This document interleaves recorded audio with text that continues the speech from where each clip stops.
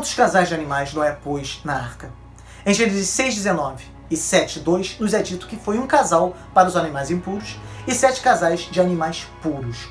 Portanto, não se trata de simplesmente um casal de cada espécie. Alguns estudiosos têm entendido isso como 7 pares, mas outros como setes, ou seja, 3 pares e um macho extra para ser sacrificado. E um ponto interessante a ser notado é a distinção entre animais limpos e impuros, que existia muito antes da lei mosaica.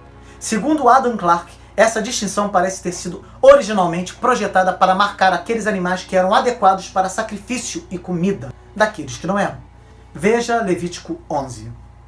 Atualmente, há aproximadamente 1.800.000 espécies conhecidas. Como colocar todas elas na arca? A taxonomia, que na biologia cuida da identificação, classificação e grupamento de animais, nos ajuda a compreender melhor quais os animais deveriam entrar na arca.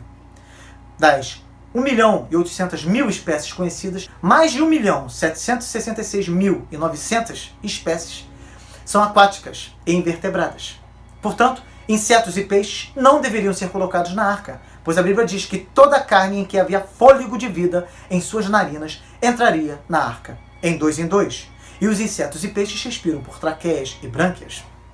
Até porque os insetos não tiveram problema com o dilúvio, pois têm muita facilidade em sobreviver aos ambientes aquáticos, de colocarem os seus ovinhos nas folhas, e muitos destes ovinhos flutuam na água.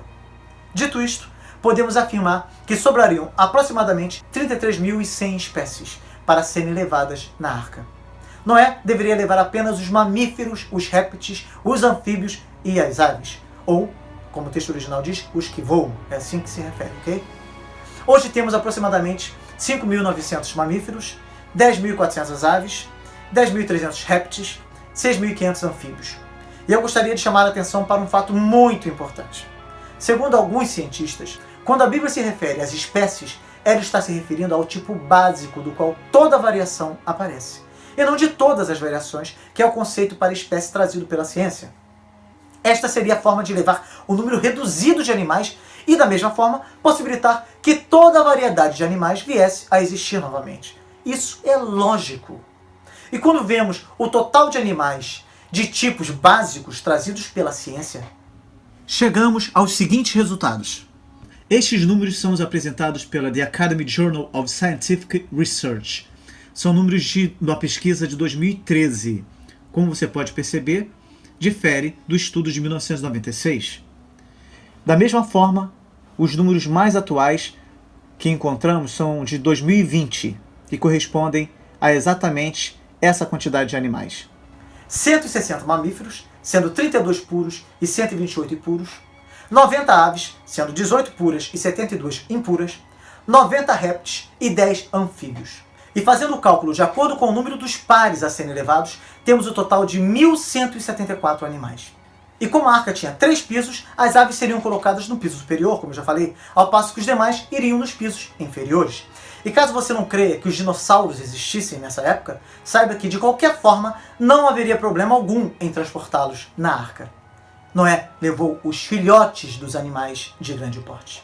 Até porque seria muito mais fácil de cuidar também. E o processo de adaptação é menos complicado. O que você preferiria?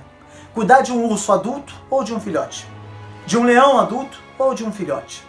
O apatossauro tinha mais de 12 metros de altura, mas seu filhote, assim como o do diplodocus ou o ablaciosauro, tinha aproximadamente 60 centímetros.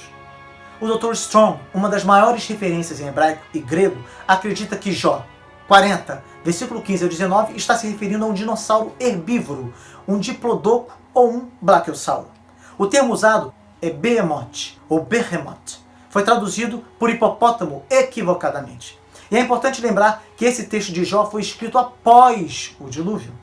E muitos estudiosos também consideram a possibilidade da existência dos dinossauros mesmo nos nossos dias, devido à grande quantidade de florestas tropicais não exploradas e dos dinossauros aquáticos que podem viver nas profundezas dos oceanos.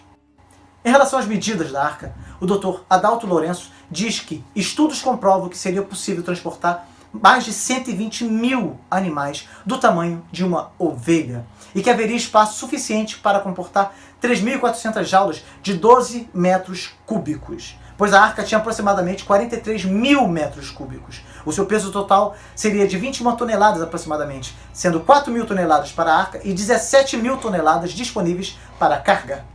O seu volume interno seria equivalente a um prédio de 67 andares com apartamentos de 200 metros quadrados. Esta é uma réplica da Arca de Noé, ao lado de um vagão de trem e da caravela Pinta, utilizada por Cristóvão Colombo quando descobriu a América. Todos na mesma escala, pode comprovar esta informação. O volume real do vagão de trem mostrado na figura é cerca de 75,6 metros cúbicos. Um vagão como esse é capaz de transportar em torno de 240 ovelhas. Considerando-se que o volume líquido da arca é mais de 422 vezes do que o do vagão de trem, pode-se concluir que seria possível carregar realmente muito mais de 100 mil animais do tamanho de uma ovelha. Portanto, a arca teria tamanho suficiente para carregar toda a carga que lhe foi submetida. Estima-se que os animais tenham ocupado no máximo 56% de seu volume total. O restante de sua capacidade foi utilizado para armazenar alimentos e outras coisas necessárias para a sobrevivência das pessoas e dos animais.